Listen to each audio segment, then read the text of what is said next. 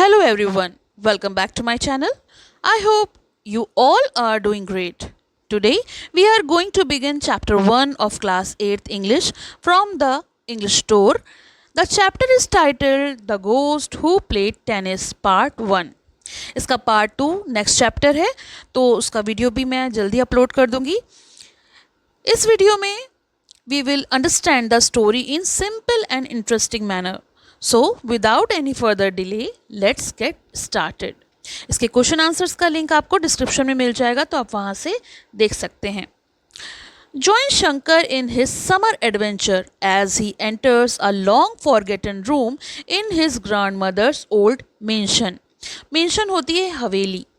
तो यहाँ शंकर नाम का एक छोटा सा लड़का है जो अपनी गर्मी की छुट्टियों पर निकला है और कहाँ गया है? अपने दादी की पुरानी हवेली पर. वह अपनी दादी की पुरानी हवेली पर एक लंबे समय से बंद पड़े कमरे में प्रवेश करता है.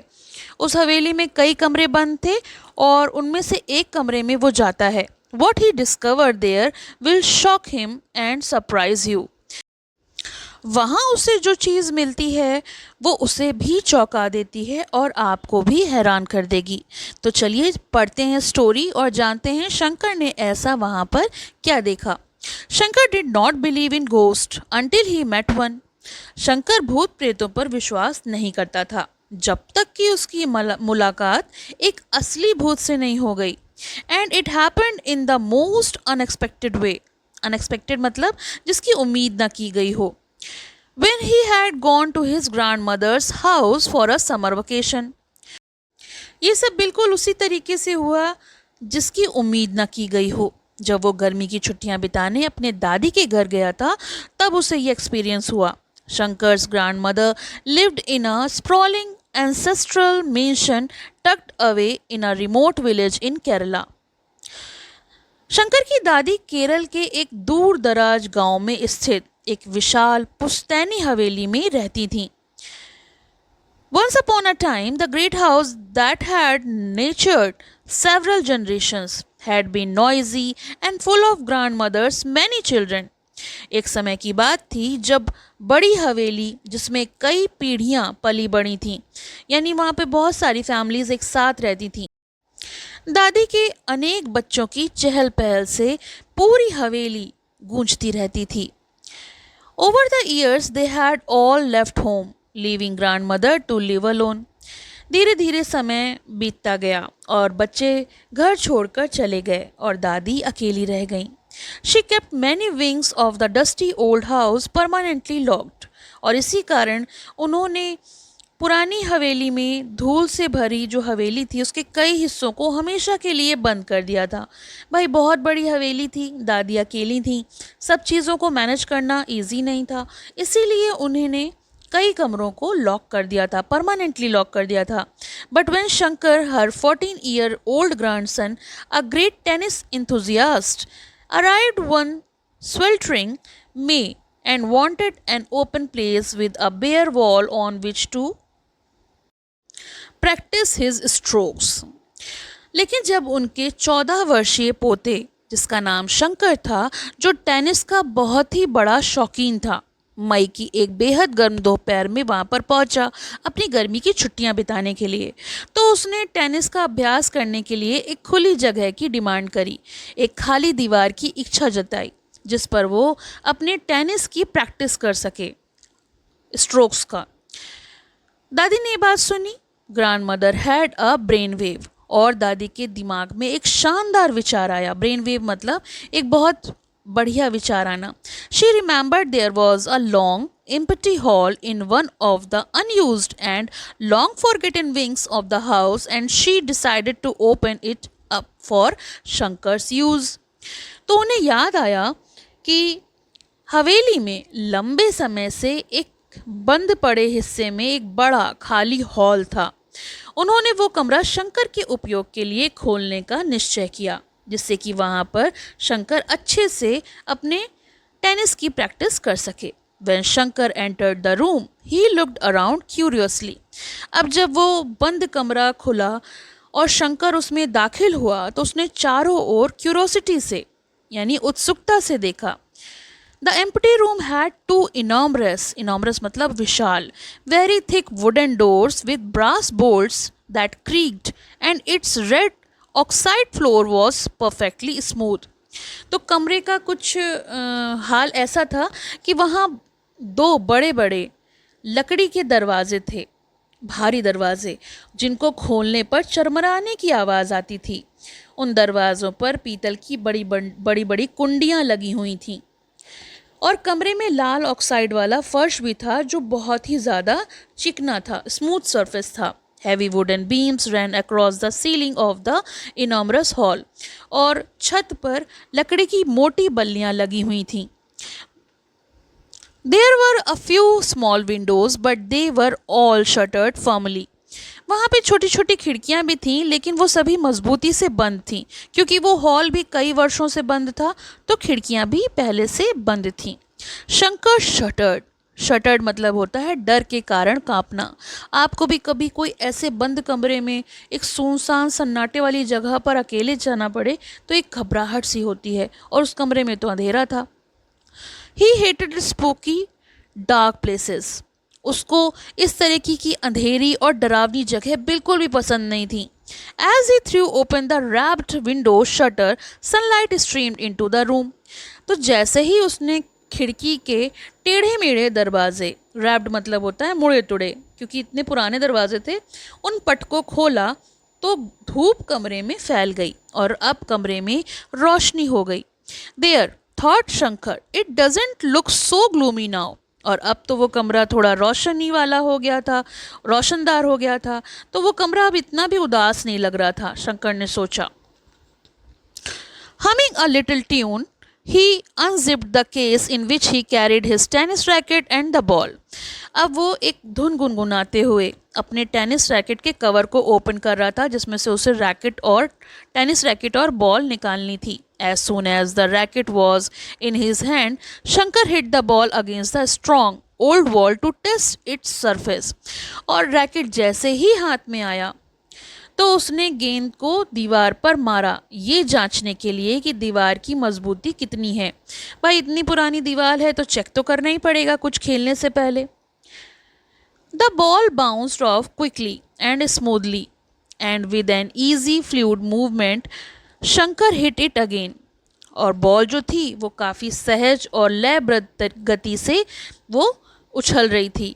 शंकर भी बड़ी सहजता के साथ उसको मार पा रहा था, यानी वो जो वॉल थी वो स्ट्रांग थी। Soon the old room that had lain silent for such a long time reverberated with the sound of tennis ball hitting its ancient walls as Shankar leapt back and forward, swinging his tennis racket in agile, rhythmic movements. अब इतने समय से वो कमरा जो शांत पड़ा था, पुराना कमरा, टेनिस की गेंद की दीवारों पर टकराने की गूंज से भर उठा। पुरानी दीवारें थीं, टेनिस की बॉल थी, खाली कमरा था, तो रिवर्बरेटेड मीन्स होता है बार बार गूंजना, और वो खाली कमरा टेनिस की बॉल की आवाज़ से गूंज रहा था। He continued to hum to himself as he concentrated on his strokes. और अब भी वो अपनी एक लय के साथ घुमा रहा था, एक अंदर से हल्की सी धुन गुनगुना रहा था और आगे पीछे उछालते हुए रैकेट को बड़ी फुर्ती के साथ घुमा रहा था, खेल रहा था। But suddenly the hair on his neck stood on end and he got an eerie feeling that there was someone watching him. तभी अचानक कुछ ऐसा हुआ जिससे वो डर गया। उसकी गर्दन के पीछे के बाल खड़े हो गए। उसे अजीब और डरावना एहसास हुआ, जैसे कोई उसे देख रहा है, कोई है वहाँ पर। He stopped and looked around suspiciously, but there was not a soul around. उसने शक की नज़र से घबराकर इधर उधर देखा, लेकिन वहाँ कोई था ही नहीं। He walked up to the doorway and peered out. Peered मतलब झांकना। वो दरवाजे तक गया और उसने बाहर झांका। There was no one on the creaky wooden staircase either that led to the room. वहाँ पर भी कोई नहीं था और वो वहाँ पर झांक कर वापस आ गया। लकड़ी की सीढ़ी पर भी कोई नहीं था। कमरे तक जो कमरे से बाहर की तरफ थी। Shankar shook his head and chided himself. Shankar ने सिर हिलाया और खुद को डांटा, स्वयं को डांटा कि मतलब तुम क्या सोच रहे हो, तुम कुछ अजीब ही कल्पना कर रहे हो। You are letting your imagination run away with you. Laughing at his own foolishness he picked up his tennis racket once more. और उसने कहा कि तुम ज़्यादा ही सोच रहे हो, इतना मत सोचो, अपनी कल्पना में कुछ हद से ज़्यादा ही आगे बढ़ गए हो, ज़रूरत से ज़्यादा ही सोचने लगे हो। अपनी ही मूर्खता पर हंसते हुए वो फिर से रैकेट उसने उठाया और फिर से खेलना शुरू कर दिया। Hardly had he hit a couple of balls when once more he got the feeling that there was someone else in the room with him watching him closely. उसने अभी एक ही 2 स्ट्रोक और मारे थे, लेकिन उसे फिर से एहसास हुआ कि कमरे में कोई है। यानी जो उसे एहसास हुआ था वो उसकी कल्पना मात्र नहीं था, वाकई कमरे में कोई था जो कि उसे बहुत ध्यान से देख रहा था, ऑब्जर्व कर रहा था। ही स्पन राउंड एब्रप्टली। अब वो अचानक तेजी से घूम गया, पलट गया कि कौन है। Standing there in a corner of the room was a young boy. तभी उसने देखा कि कमरे के एक कोने में एक लड़का खड़ा था। He was about the same age as Shankar, और वो उसकी उम्र भी शंकर जितनी ही थी, बट बेयर बॉडीड, लेकिन वो शरीर पर कोई कपड़ा नहीं था। बेयर बॉडीड मतलब होता है नग्न था। Clad only a crisp white cotton dhoti, लेकिन उसके शरीर पर एक सूती धोती लिपटी हुई थी। He stared unwaveringly at Shankar through expressive dark eyes. वो शंकर को भावपूर्ण आंखों से बिना पलक झपकाए लगातार एकटक देख रहा था। ओह, said Shankar with a frightened gasp, sagging in relief. You must have come in very quietly. I didn't hear your footsteps on the staircase. तो भाई अगर हम किसी को अचानक देखते हैं तो क्या कहते हैं? चौंक तो गए थे, घबरा तो गए थे, लेकिन हम सीधे तो उसे नहीं कह देंगे कि तुम भूत हो। तो उसने कहा ओह, उसने डर कर हाँफते हुए बोला, फिर राहत की सांस ली। तुम तो चुपचाप अंदर आ गए, मुझे सीढ़ियों पर तुम्हारे कदमों की आवाज़ तक नहीं सुनाई दी, तुम इतने हल्के से कमरे के अंदर आ गए। A tiny smile played on the boy's lips, but he did not reply. एक छोटी सी मुस्कुराहट उस लड़के के चेहरे पर आई, लेकिन उसने कोई उत्तर नहीं दिया। Do you live somewhere close? Shankar probed curiously. उसने कहा क्या तुम यहीं कहीं आसपास रहते हो?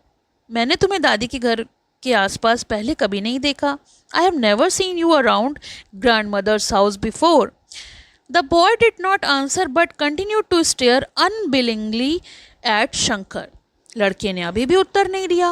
वो अभी भी एकटक शंकर को बिना किसी जवाब दिए देखता रहा।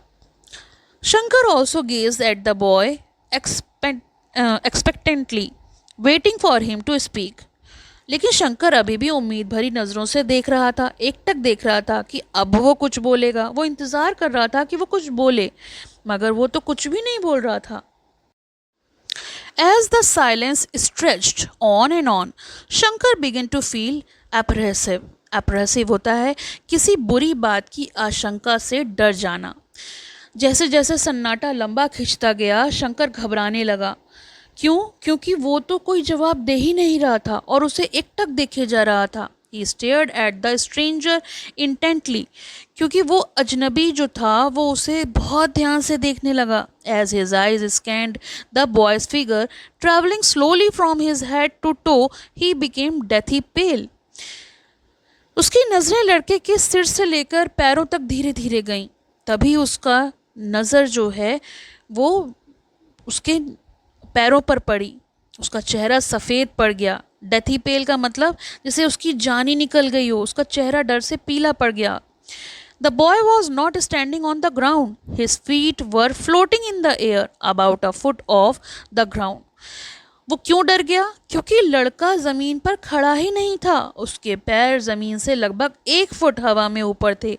वो तैर रहा था।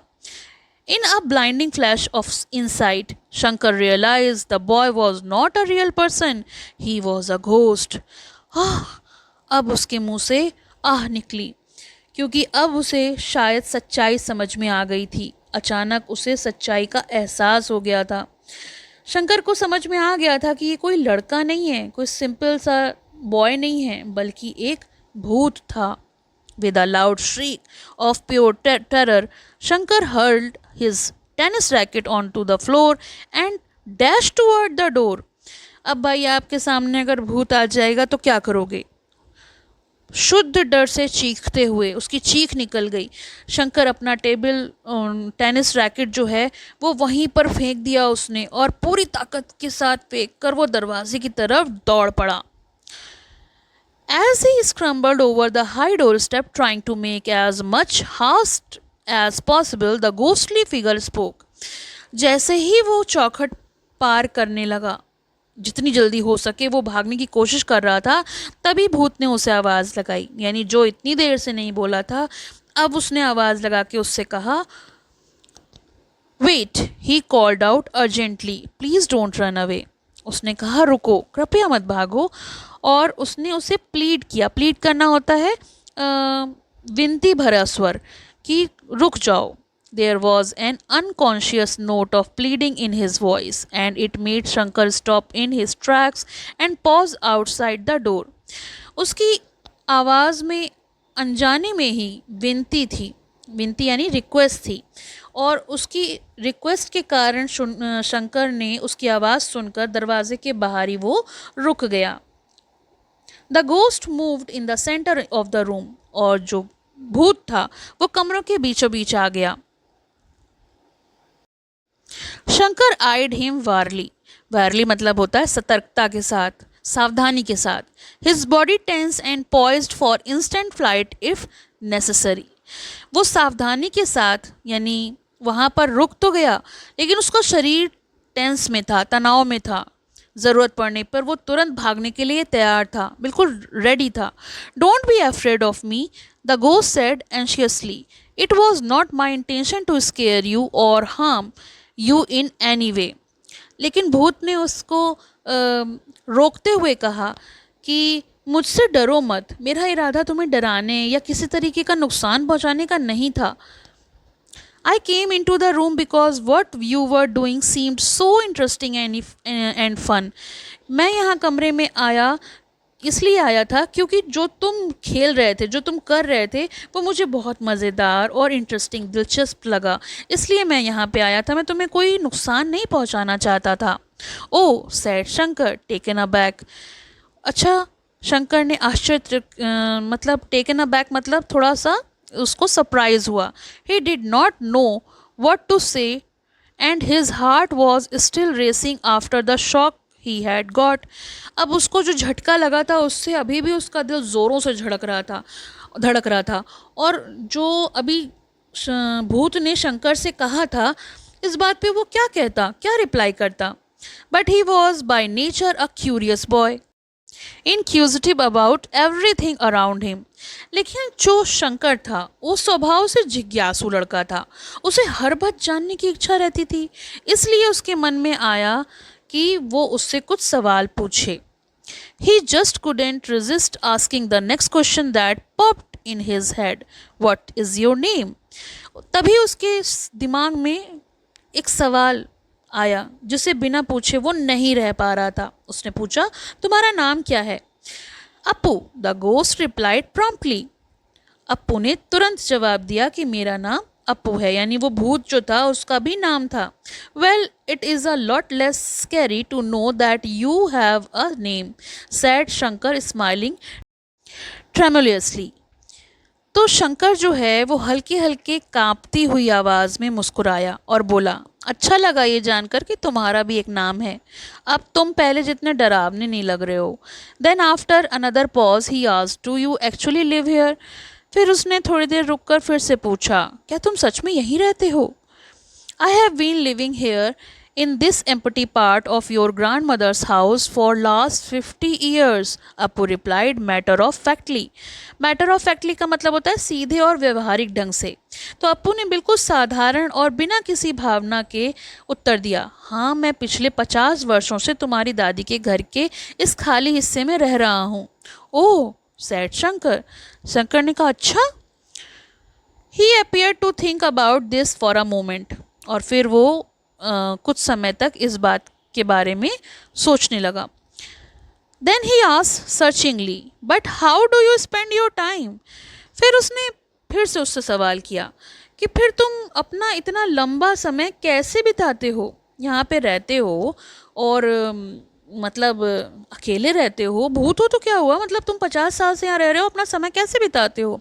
ओह, I just drift from one empty room to another. तो वो कहता है मैं बस एक खाली कमरे से दूसरे खाली कमरे में घूमता रहता हूँ. Occasionally when I am board I float on the road outside and frighten the passer by. उसके बाद कहता है कभी कभी जब मैं बहुत ऊब जाता हूँ तो बाहर सड़क पर तैरने चला जाता हूँ और वहाँ से गुजरने वाले लोगों को डरा देता हूँ. Some time I feel very lonely. और कभी कभी मुझे बहुत अकेलापन महसूस होता है. Well, if you were try to frighten me I shall never come up here again, said Shankar firmly. Shankar ने बड़ी दृढ़ता से कहा, लेकिन अगर तुमने मुझे कभी डराने की कोशिश की तो मैं दोबारा इस कमरे में कभी नहीं आऊँगा. Oh no, I promise I will never scare you, Appu said quickly and earnestly. अरे नहीं, मैं वादा करता हूँ मैं तुम्हें कभी नहीं डराऊंगा, अप्पू ने जल्दी और ईमानदारी से सच्चे मन से कहा. Then he pointed at Shankar's tennis racket lying on the floor. What is that thing and what were you doing with it?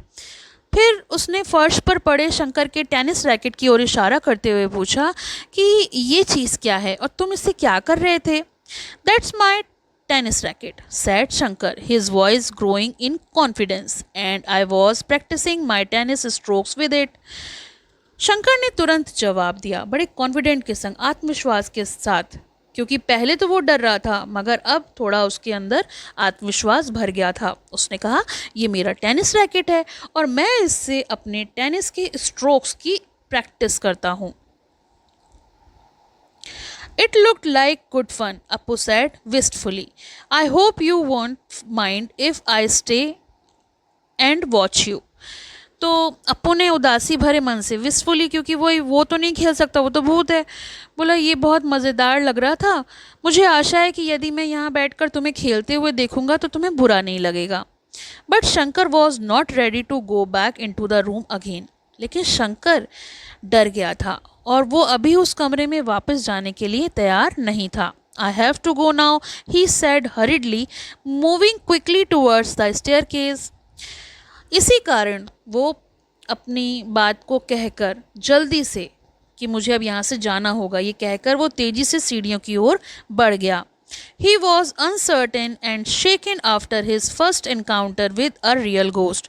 क्योंकि वो आज पहली बार भूत से मिला था, क्योंकि ये तो उसकी पहली मुलाकात थी और वो इतना ज़्यादा डर गया था, इतना ज़्यादा असमंजस में था कि उसे और कुछ नहीं सूझा. He wanted nothing more than to rest quietly in the privacy of his bedroom and think. वह बस अपने कमरे में जाकर शांति से आराम करना और इस घटना के बारे में सोचना चाहता था. पहली बार उसके सामने कुछ ऐसा हुआ था जिसकी उसने उम्मीद भी नहीं की थी. He ran down the staircase at great speed without looking back even once. और फिर वो बिना एक बार भी पीछे देखे तेजी से सीढ़ियों से नीचे उतर गया. A nervous Shankar did not go up to the old room to practice his tennis strokes for the next 2 days. और फिर अगले 2 दिनों तक वो घबराया हुआ उस पुराने कमरे में वापस टेनिस का अभ्यास करने नहीं गया. But he kept replaying and analyzing his meeting with Appu again and again. लेकिन वो अप्पू को भूला नहीं था. वो बार बार अप्पू के बारे में, उसकी मुलाकात को याद करता, उसके बारे में सोचता रहता. Looking back, it seemed so fantastic and incredible that Shankar decided he must have imagined the whole fanciful encounter. बाद में जब उसने इस घटना को दोबारा विचार किया और बाद में फिर से उसके बारे में सोचा तो उसे सब कुछ इतना फंटास्टिक यानी आश्चर्यजनक और अविश्वसनीय लग रहा था कि वो पूरी घटना को फिर से उसको ऐसा लग रहा था जैसे उसने ये सब कुछ कल्पना किया है.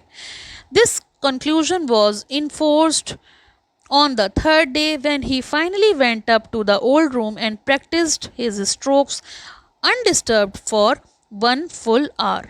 though he stopped every few minutes and looked around suspiciously. उसने ये मान तो लिया कि उसने जो कुछ देखा था वो सब उसकी कल्पना ही रही होगी। तो वो गया अगले दिन, तीसरे दिन वहाँ पर खेलने के लिए और पूरे 1 घंटे तक प्रैक्टिस करता रहा। लेकिन कुछ ही मिनटों के बाद वो रुक रुक कर संदेह से चारों ओर देख लेता था कि कहीं अप्पू तो नहीं दिखाई दे रहा, उसको कोई भूत तो नज़र नहीं आ रहा। There was no sign at all of Appu and any ghost existence. लेकिन आश्चर्य की बात ये थी कि उस कमरे में कोई और भूत, मतलब कोई भी नहीं था। अप्पू दिखाई नहीं दिया, ना ही किसी भूत का कोई निशान दिखाई दिया। But strangely enough, as Shankar left the bare room, he was conscious of an acute sense of disappointment. लेकिन ये क्या, स्ट्रेंज बात ये थी कि शंकर उस खाली कमरे से बाहर निकला तो उसे गहरी निराशा हुई। शायद वो अप्पू को वहाँ महसूस करना चाहता था, लेकिन भूत के डर से वो ये सोच रहा था कि अप्पू उसे वहाँ क्यों नहीं दिखाई दिया। हालांकि भूत ना देखकर उसे खुश होना चाहिए था, लेकिन वो खुश नहीं था। While Appu's sudden appearance had terrified him at first, he had been interesting to meet and talk to a real ghost. शुरुआत में वो अप्पू को अचानक सामने आने पर बहुत डर गया था, लेकिन अब वो असली भूत से मिलना और उससे बातें करना चाहता था। उसको बहुत ये सब कुछ रोचक लग रहा था, एडवेंचरस लग रहा था। Appu had seemed a harmless enough ghost. क्योंकि उसको अप्पू हानि रहित, हार्मलेस यानी जो नुकसान ही ना पहुंचाए, ऐसा भूत लगा। A part of Shankar had been intrigued by Appu and he really wanted to meet him again. Shankar का एक हिस्सा अप्पू के प्रति बहुत ही उत्सुक हो गया था, मतलब उसमें बहुत गहरी रुचि उसमें हो गई थी कि वो सचमुच अप्पू से दोबारा मिलना चाहता था। तो ये तो हो गया इस चैप्टर का पार्ट 1। इसके क्वेश्चन आंसर्स का लिंक आपको डिस्क्रिप्शन में मिलेगा, जो मैं आपको पहले बता चुकी हूँ। और इसका जो सेकंड चैप्टर है वो है इसी का पार्ट 2, जिसका वीडियो मैं आपको जल्द ही अपलोड कर दूंगी, तो आप पूरी स्टोरी देख पाएंगे और ये भी जान पाएंगे कि शंकर अप्पू से वापस मिल पाया या नहीं। So thank you for watching and have a nice day. पसंद आया हो तो लाइक करें, शेयर करें और चैनल को सब्सक्राइब करें।